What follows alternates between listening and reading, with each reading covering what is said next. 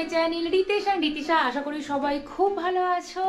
তো আমরা পুরোপুরি রেডি হয়ে, আমি তো বিশেষ করে সকলেই রেডি হয়ে গেছে, তো বেরিয়ে পড়েছি, যাচ্ছি রাজস্থান। আর এখন কটা বাজে? এখন বাজে 9:30 বেজে গেছে। আমাদের 11:30টায় ট্রেন আছে। কিন্তু আমি ফার্স্ট টাইম দেখছি হাওড়া স্টেশনের টিকিট কাউন্টারের সামনেটা, যে সেখানে এত বাজার বসে রাখতে হবে। কত নম্বর আমাদের? 3 এই সামনেই আছে।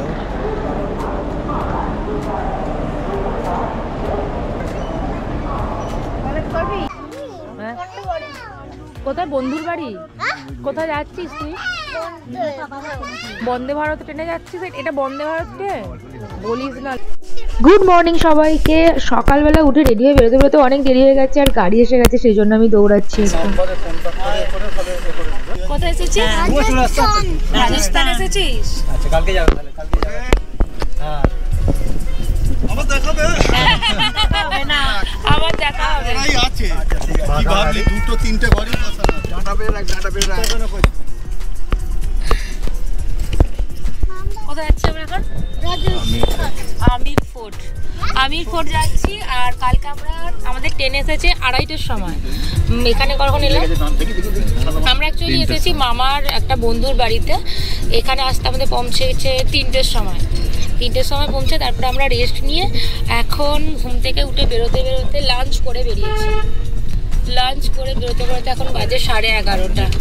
তো আমির ফোর্টের ওখানে একটা মন্দির আছে, ওটা 12টার সময় বন্ধ হয়ে যাবে। আর মন্দিরে যেতে পারবো কিনা।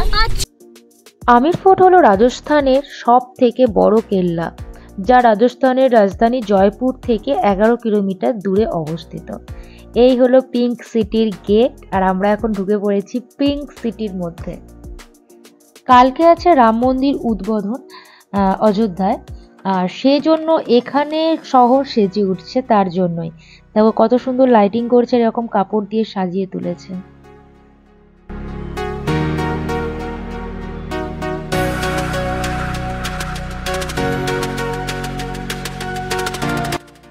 আমরা এসে পৌঁছালাম আমির ফোর্টে। এই আমির ফোর্টের কাজ নির্মাণ শুরু করেছিলেন মান সিং 1592 খ্রিস্টাব্দে। এই ফোর্টটি লাল বেলে পাথর ও মার্বেল পাথর দিয়ে তৈরি।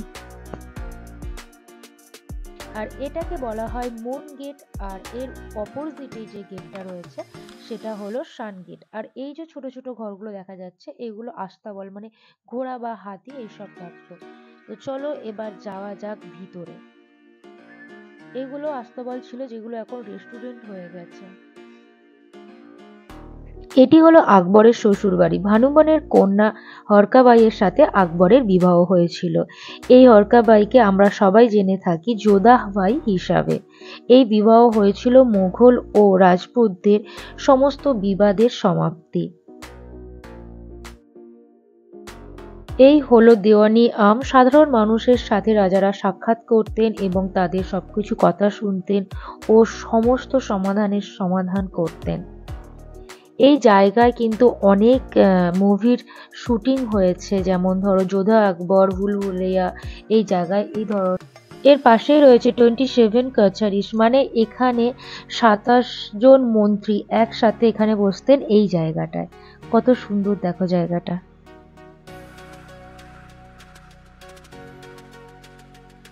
এটা হলো একটা লেক, যে লেকটার নাম হলো বাওটা লেক। দুটো গার্ডেন রয়েছে দুই দিকে, যেটা হলো টিলারাম গার্ডেন আর একটা হলো কেশর কিয়ারি গার্ডেন। কাশ্মীর থেকে রাজা কেশর গাছ নিয়ে এসে এখানে বসিয়েছিলেন কেশর বাগান তৈরি করার জন্য, কিন্তু তা সফল হয়নি, কারণ কাশ্মীরে যথেষ্ট ঠান্ডার, এখানে সেরকমই গরম, সেই জন্য আর কেশর হয়নি। আর যেই যে রাস্তাটা দেখা যাচ্ছে বড়, এখানে হাতি সাফারি হয় ভোরবেলা, আর এখানে লাইট শো হয় সন্ধ্যেবেলা।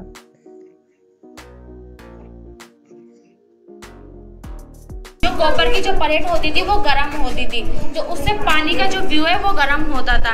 ये जो बनाया गया है मुल्तानी मिट्टी चूने से बनाया गया है। बीच के साइड इसमें कॉपर की प्लेट लगी हुई है, वो है लेकिन आपको दिखाई नहीं देगी क्योंकि वो बीच में है। तो ये तो चूल्हे देख रहे हैं ना, इसमें आग जलाते थे। तो ये बिना लाइट का गीजर है। जी हाँ, गीजर।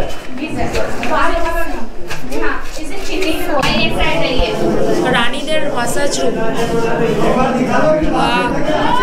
मसाज रूम मसाज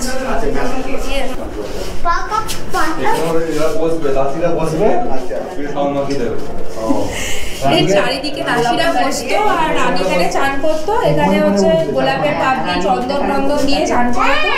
আর ওখানটা দিয়ে আসতো ঠান্ডা জল, ওটা দিয়ে আসতো গরম জল, আর বেশি যে জলটা হয়ে যেত নিচের ওই হোলটা দিয়ে বেরিয়ে যেত। তো এটা রানীদের বাথটাব।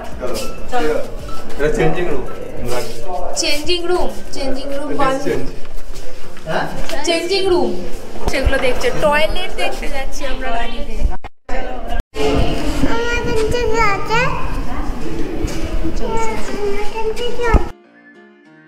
এটা হলো গণেশ গেট। রাজা যখন এখান দিয়ে প্রবেশ করতেন, ওপরে যে জানলাগুলো দিয়ে রানীরা তখন পুষ্পবৃষ্টি করতেন।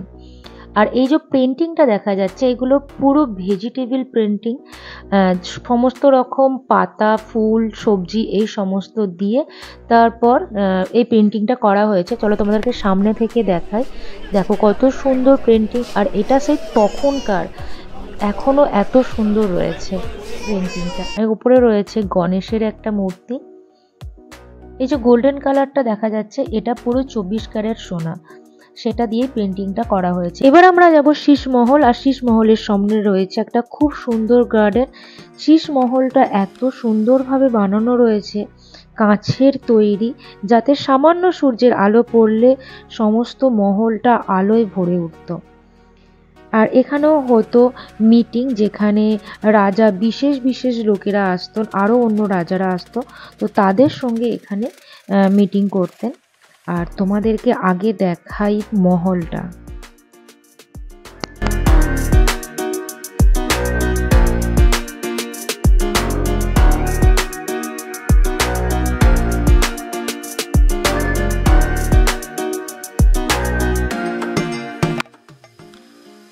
এই জায়গাটার নাম হলো বরদারি।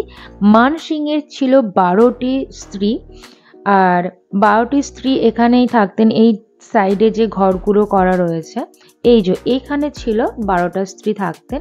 এই মাঝখানে যখন কোনো অনুষ্ঠান হতো তখন 12 জন যে স্ত্রী, এর সাইডে এই যে দেখো এখানে কি সুন্দর, এইটা একটা, এখানে একটা, এরকম রয়েছে 6টা রয়েছে। তো দুজন দুজন করে ওখানে দাঁড়িয়ে যে অনুষ্ঠান হতো এখানে, সেই অনুষ্ঠানগুলো দেখতেন। এখানে কোনো পুরুষ কিন্তু প্রবেশ করতে পারতেন না।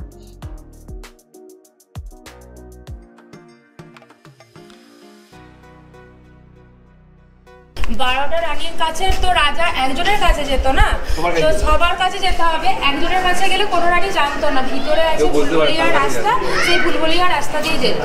তো একজনের কাছে গেলে অন্য রানী না জানতে পারতো না, সেই জন্য হলো ফুলবলিয়া, যেটা এখন যেতে দেয় না, ভিতর দিয়ে আছে, আর সেখানে গেলে আমরাও হারিয়ে যাবো।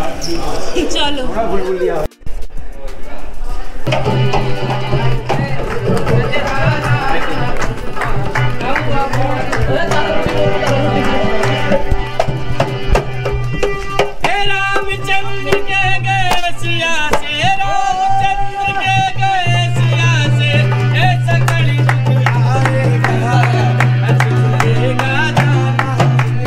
ভিতরে এখন বিভিন্ন ধরনের দোকান হয়ে গেছে, কফি শপ রয়েছে, রেস্টুরেন্ট রয়েছে।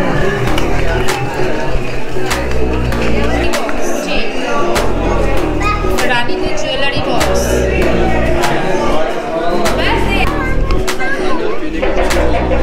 তখনকার করা বড়, আর এটা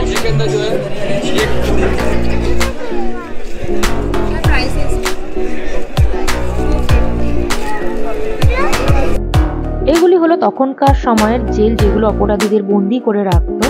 এবার আমরা এখান থেকে বেরিয়ে পড়বো। আর ওই যে দূরে দেখছো ফোর্টটি, ওটা হলো জয়গড় ফোর্ট। এবার আমরা ওখানে যাব। ভিডিওটা এখানেই শেষ করছি, তো না হলে অনেকটা বড় হয়ে যাবে। ভালো লাগলে লাইক করো, কমেন্ট করো, শেয়ার করো। যারা যারা এখন আমার চ্যানেলটা সাবস্ক্রাইব করোনি, প্লিজ সাবস্ক্রাইব করে দাও। আর দেখা হচ্ছে জয়গড় ফোর্টে।